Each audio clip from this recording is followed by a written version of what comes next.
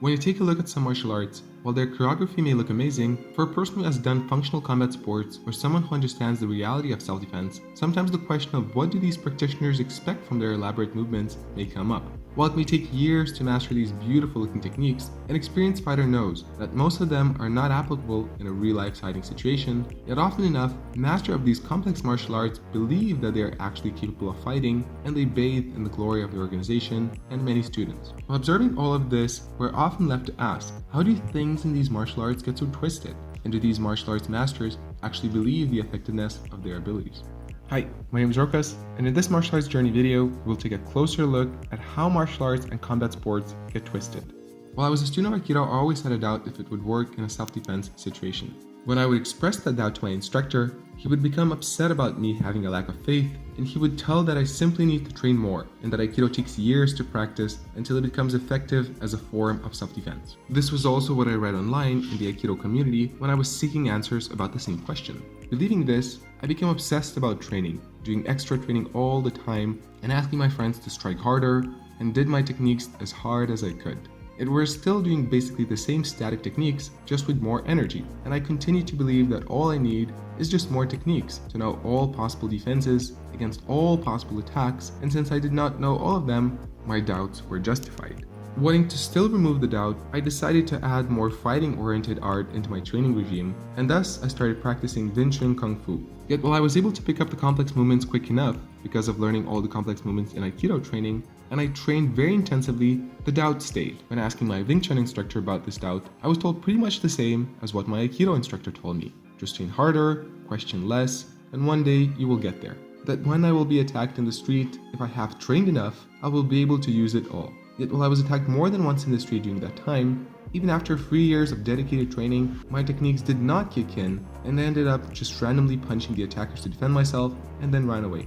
All these complex techniques that I learned never showed up in a self-defense situation. Years passed, and I devoted even more years to training Aikido. I even became a full-time live-in student in an Aikido dojo, with a high-ranking instructor, where I spent 3 years doing intensive training. While there, I was told that I should invest into spontaneity and not expect too much out of static techniques. Still, there was no pressure testing and high-resistance training. When addressing my doubts, I was just told to believe that if one day I will be attacked, my training will naturally kick in. The doubt never went away still, but with time I learned to push that doubt away, and eventually I made myself believe that I reached that point of training where now I know how to defend myself. And if the occasion happens where I will need to use these skills, they will appear naturally. As years passed, I was not confronted by a situation where I would have to test that theory, and I ended up opening my full-time Aikido dojo. While self-defense was never the most important part of my teaching, I believed that I knew enough about what self-defense is and that I was capable of teaching it. After all, I was a second-degree Aikido black belt who spent years of intensive training in martial arts. I learned many excuses along the way, such as, well, there's not a big chance you will get attacked anyway, and the good old, just train this way long enough and these skills will kick in naturally when you will need them. I learned to pass on the same justifications that I use myself as knowledge, and when I was asked to, I even taught a women's self-defense seminar based on these untested skills that I took over. Being the head of a dojo, a black belt who has been training in martial arts for many years, my students rarely questioned me, and I did not feel that I could question my instructor for the same reasons myself. After all, he trained for even more years than I did with some of the most famous martial arts instructors out there. If he says it's effective self-defense, it has to be. Luckily enough, my mind was interested enough in truth to eventually start questioning, and a few years later being exposed to Brazilian Jiu-Jitsu helped as well to realize I was looking at the wrong places. Yet I know from experience how easy it would have been for me to stay in this nutshell of believing that I know the answers. People believed me, and that should have made me right. Yeah? Even if somebody disagreed with me and saw through my plot holes, I could have easily given them one of the elaborate justifications that I collected through many years of searching for them in order to silence the doubts. Luckily enough, I didn't.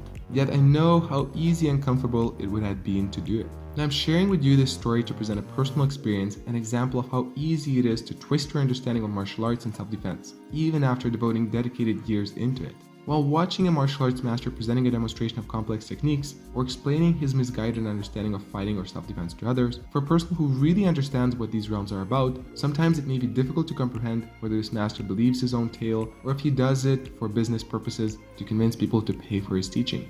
From my experience and observations of spending a decade in the traditional martial arts world, almost being in that same situation myself, I tend to believe that most of these cases are based on an elaborate, from generation to generation passed on justification system, where a master ends up believing it because at the beginning, there's nothing else for him to choose from than believing his own master and his tales, given the authority, and after years of dedication to the practice, it would simply cause too much discomfort for the now master to admit to himself and others that what he invested so many years into is not really what he thought is. As human beings, we are creatures of comfort. We will sometimes end up going incredible lengths to justify something instead of facing the truth. While in the long run, it would be more beneficial for us to face the truth, it will cause great discomfort to us in the present moment, and thus, we avoid it with everything we've got. Now, not to say that this attitude applies only to traditional martial arts. More and more often, the question of whether focusing entirely on the sports aspect of Brazilian Jiu-Jitsu is not hurting the self-defense aspect of it is raised by some of its high-ranking practitioners, including such legendary figures as Rickson Gracie. Many MMA practitioners firmly believe that practicing just it entirely takes care of their self-defense knowledge,